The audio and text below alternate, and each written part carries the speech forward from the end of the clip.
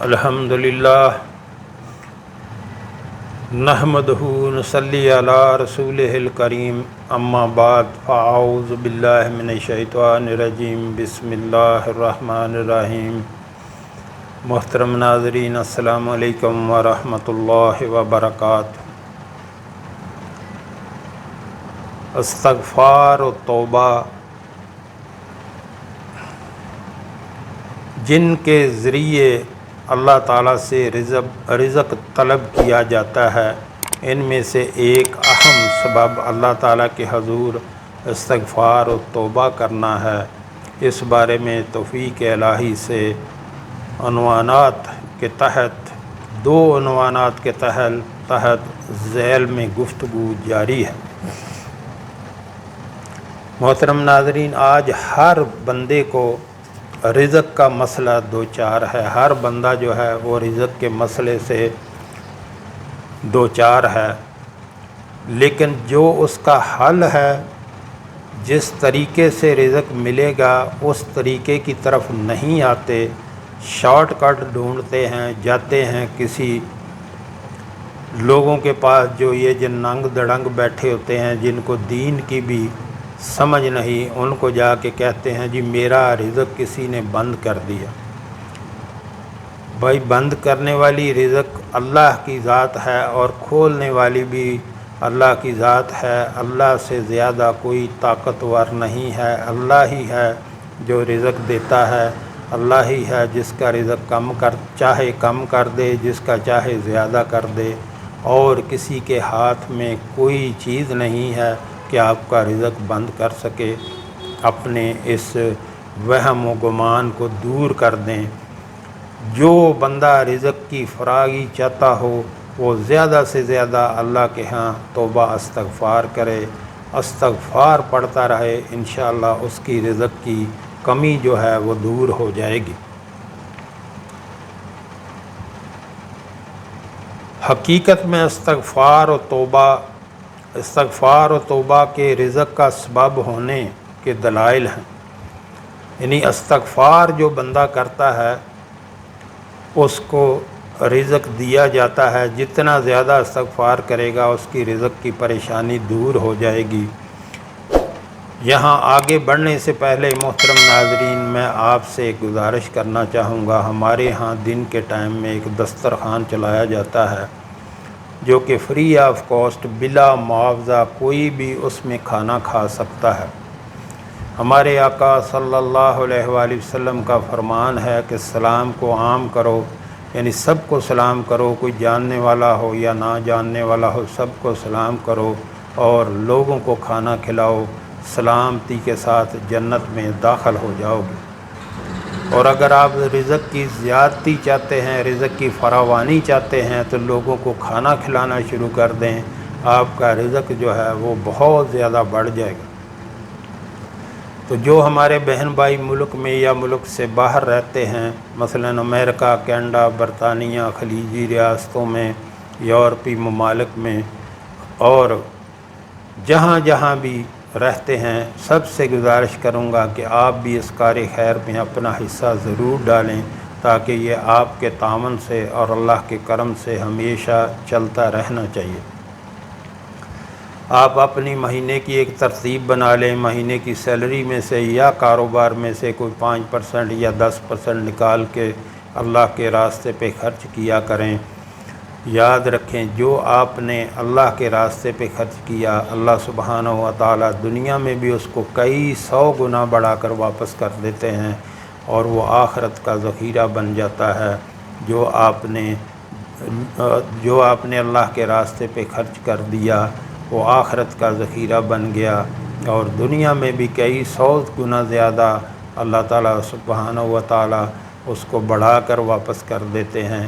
کوئی ہے ایسا تاجر جو ڈبل آپ کو منافع دے یا کئی 100 گنا منافع دے؟ اللہ کے ساتھ تجارت کریں اور اللہ کے راستے پہ خرچ کریں، آپ کا رزق بڑھ جائے گا، آپ کے رزق کی پریشانیاں دور ہو جائیں گی۔ جتنی آپ کو توفیق ہو اتنا خرچ کر دیا کریں اللہ کے راستے پر۔ جو آپ نے دنیا پہ خرچ کر دیا وہ ضائع ہو گیا، جو اللہ کے راستے پہ خرچ کیا وہ باقی بچ گیا، وہ آخرت کا ذخیرہ بن گیا۔ تو نیچے ویڈیو کے میرا واٹس اپ نمبر چل رہا ہے، اس پہ رابطہ کر کے آپ طریقہ کار پوچھ سکتے ہیں۔ اللہ ہم سب کو نیک عمل کی توفیق عطا فرمائے۔ بہت سے لوگوں کے خیال میں استغفار و توبہ کا تعلق صرف زبان سے ہے۔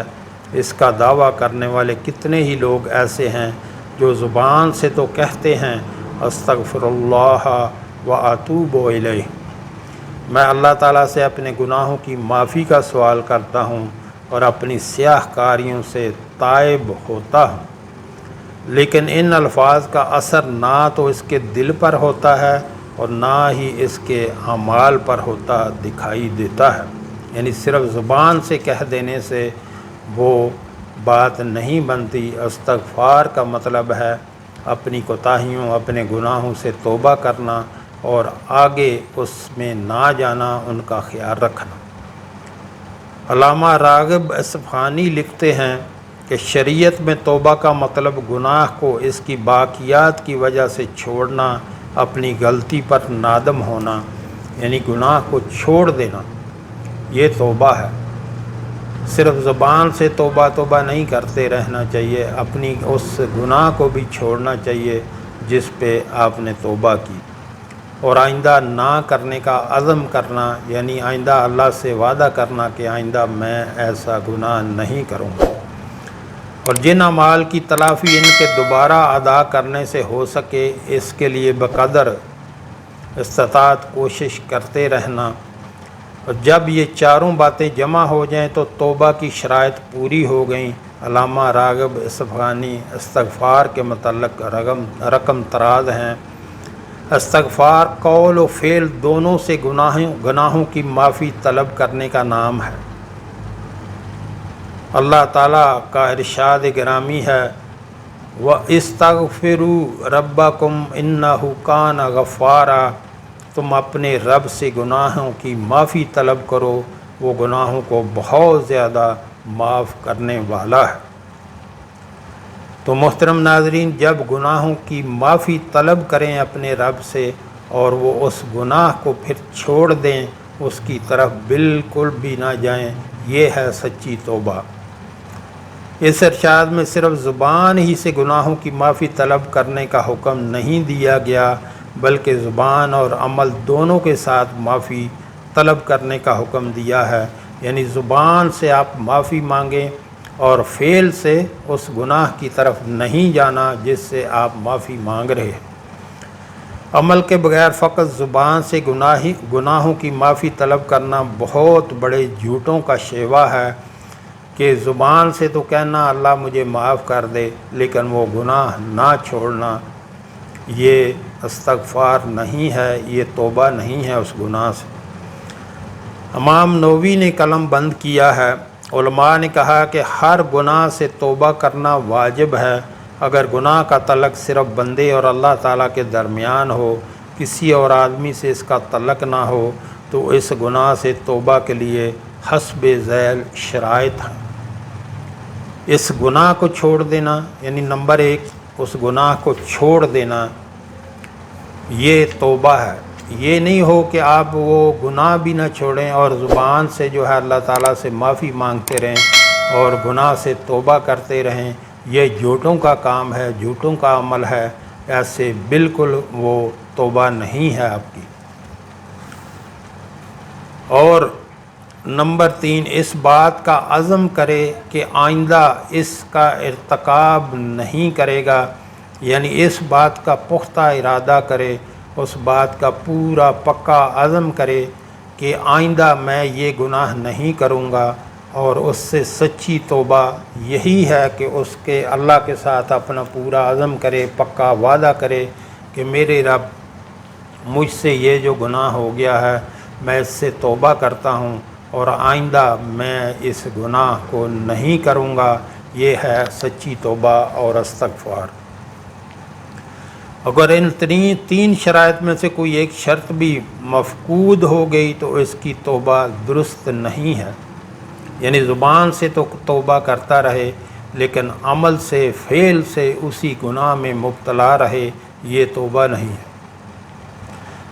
اور اگر گناہ کا تعلق کسی بندے سے ہو تو اس گناہ سے توبہ کے لیے 4 شرائط ہیں، 3 سابقہ شرائط اور 4تھی شرط یہ ہے کہ حقدار کا حق ادا کرے، یہ ہے توبہ۔ اگر اس کا حق مال کی صورت میں ہے تو اس کا مال واپس کرے، اگر اس پر ایسا الزام تراشا کہ جس کی سزا حد قذف ہے تو حق والے کو موقع فراہم کرے کہ وہ اس پر حد قائم کرے یا اس سے عفو و درگزر کی درخواست کرے، اور اگر اس نے اس کی غیبت کی ہو تو اس سے اس کی معافی طلب کرے۔